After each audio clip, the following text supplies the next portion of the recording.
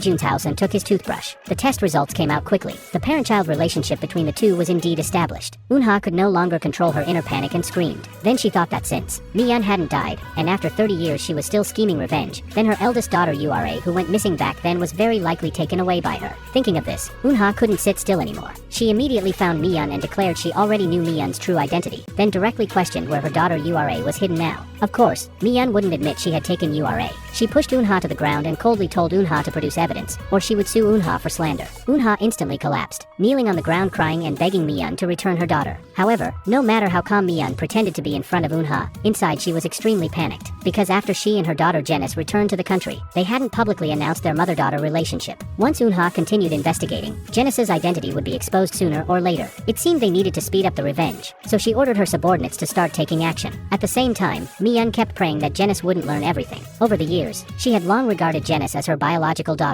She was also afraid that Janice would leave her after learning the truth. The conversation between the two was also overheard by Sayare outside the house. Learning there was news of her sister, Sayare wasn't happy at all but felt extremely disgusted, because back then, Eunha went into labor while carrying Sayare, which led to losing her eldest daughter. So Eunha had always blamed the responsibility of losing her eldest daughter on Sayare. And for these 30 years, to find her eldest daughter, Eunha hadn't cared about Sayare at all. Sayare had always lived in her sister's shadow. Fortunately, her childhood friend Haejun had always been by Sayare's side. Because she had Haejun as her spiritual pillar, Sayare didn't lose the courage to live from lack of love. This was also why Sayare wanted to be with Haejun no matter what. Mi-yeon's revenge opportunity soon arrived. When the Eunha couple arrived at the hospital, they learned that because they hadn't paid Mi-yeon's penalty fee in time, the hospital had been seized. News also spread online that Eunha's hospital was using prohibited drugs. Not only that, but Hong In-cheol, who was supposed to be nominated as a congressman, was also removed. The successive blows left them breathless. To repay the penalty, desperate Eunha prepared to sell the famous painting she had bought from Mi-yeon for 2 billion. But after an expert appraised it, he said this painting was a fake. Hearing this, Eunha nearly died on the spot. The Eunha couple disgusted and felt they couldn't continue fighting with Mi-yeon like this. So Hong In-cheol found Mi-yeon and asked her to let them go for old time's sake. But Mi-yeon said only their death could atone to her.